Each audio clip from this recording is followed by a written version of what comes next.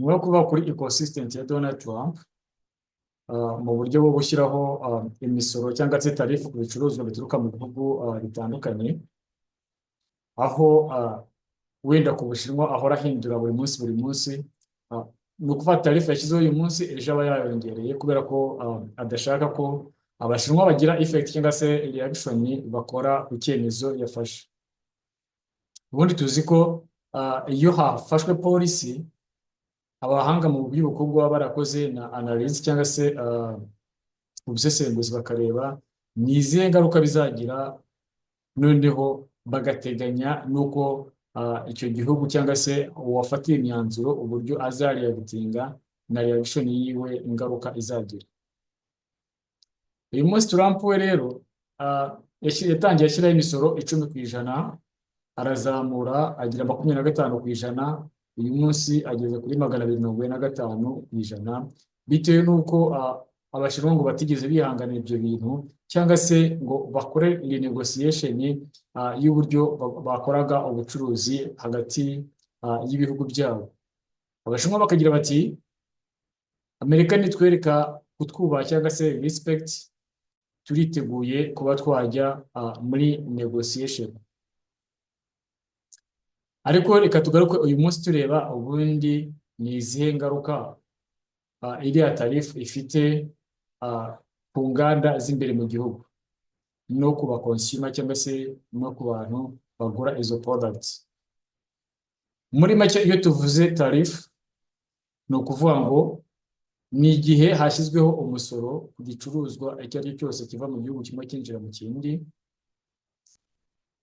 Niba tuvuge wenda haje ibintu by'ibihumbi 100, hagashyirwaho umusoro wa 25%, ni ukuvuga urafata 25 ugabanya 100 nurangiza ukube n'ibihumbi 100, urebe igiciro kiri bwiyongereho uko kingana. Ninde wishyura ibyo bintu? Igihe cyose hagiyeho umusoro wishyurwa n'umukonsiyuma uzagura cya kintu. Bivuze iki rero? Bivuze ko icyo kintu kiri bwinjire mu gihugu gihenze, noneho demand cyangwa se uburyo abaturage bakiguraga n'ubushobozi bwabo bukagabanuka. Icyo bita purchasing power kuri import y'umuturage bikagabanuka, ubushobozi wari ufite bwo kugura cya kintu bikanga. Urugero nk'ubundi twavuze ko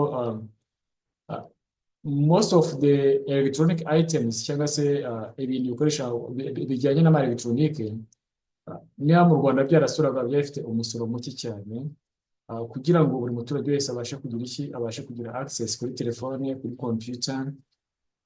Ariko bavuze ko noneho bigiye gutangira kujya bisora. Bivuze ko nibitangira gusora bizaterwa na rate bazashyiraho, ariko nibitangira gusora ushobora gusaba computer twaguraga 500, izahita izamuka ikagera nko kuri miliyoni cyangwa se wenda hagati ya 800 na miliyoni, bitewe na rate bazashyiraho uko izaba ingana.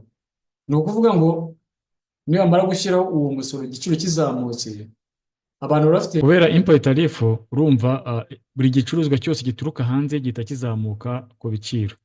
Wenda nk'uko twari turi kuvuga, urumva nk'umuntu uzajya ugura computer cyangwa se telefone, ntago ari buri muntu wese uzongera kujya yigura kubera ko urumva izaba yahenze. Bazayigura, ariko umubare w'abantu bari bakeneye kuzigura uzagabanuka bitewe n'uko ibiciro bizaba byahindutse. Imbere mu gihugu rero naho company zaho zizamura ibiciro kubera ko umucompetitors cyangwa se abacompetitors baturuka mu bindi bihugu, abo twita international competitor, urumva icyo gihe baba bagabanutse bitewe n'uko ingano y'ibyo bacuruzaga mu gihugu igahita igabanuka. Noneho icyo twita markup cyangwa se difference iri hagati ya cost of goods sold na sales ihita izamuka kubera ko n'ubundi product ziba zahenze. Ibyo rero bigira ingaruka kuri nde? Ni ukuvuga ngo bigira ingaruka kuri wa muturage ugura cya kintu nyine, kubera ko atabasha gukomeza kwihaza ngo ubushobozi bwe bumuhe uburenganzira bwo kugura ibintu byose yari akeneye. Ikindi, choice cyangwa se kugira variety ku bintu byinshi. Ni ukuvuga ngo ubundi iyo product ari nyinshi mu isoko, umukiriya aba afite uburenganzira bwo kugura buri kintu cyose ashaka. Ni ukuvuga ngo aba afite variety products, noneho we agakora agacuzinga. Ariko niba iyo tarifu izamutse ari nini, bivuze yuko afite noneho arahanga ijisho ku kintu kimwe ari bushobore kugira gute, ari bushobore kugura. Noneho bino bintu tuvuge niba ari product wenda zashyiriweho tarifu, iyo tarifu ikaba itumye zigiye guhenda kurusha iby'imbere mu gihugu, ni ukuvuga wa mu producers cyangwa se wa muntu wakoraga product z'imbere mu gihugu aramera nk'aho ahindutse duopoly, company irabera nk'aho ibaye duopoly, cyangwa se urumva abantu bari bafite bamukompitingaga baraba bagabanutse, byibura asigare ahanganye na kampani z'imbere mu gihugu, bityo noneho bazamure ibiciro. Ariyo mpamvu tuvuge nk'urwego rwa tarifu cyangwa se iyo bashyizeho kota, tuba turi kuvuga ko bari gukora protection y'inganda z'imbere mu gihugu.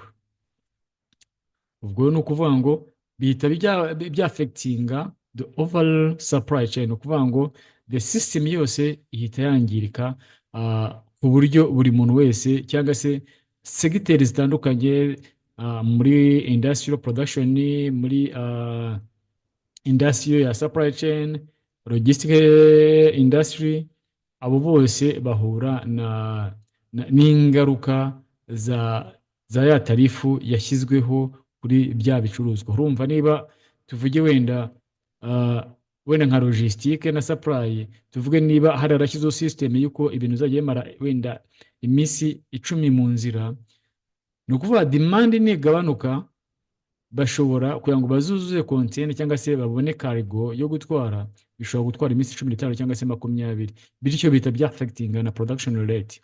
Noneho na stock management, ni ukuvuga ngo stock igomba noneho kuzamuka. Iyo stock izamutse, urumva ubuzamuye capital igiye kuba yicaye muri stock gusa. Niba hari igitekerezo bifiteho rero, jya muri comment utubwire uko byumva, kandi ntugende udakoze subscribe kugira ngo ujye ukurikira video zacu za buri munsi, kandi uduha n'ibitekerezo. Ibitekerezo ni ukuvuga ngo iyo abantu bafite ibitekerezo bitandukanye, nibwo n'amakuru cyangwa se na information abantu bakeneye kugadaringa ziba ziri accurate cyangwa se ziba zimeze neza, ari z'ukuri, kubera ko ziba zavuye muri opinion zitandukanye. Ciao ciao, hasta la vista, stay tuned.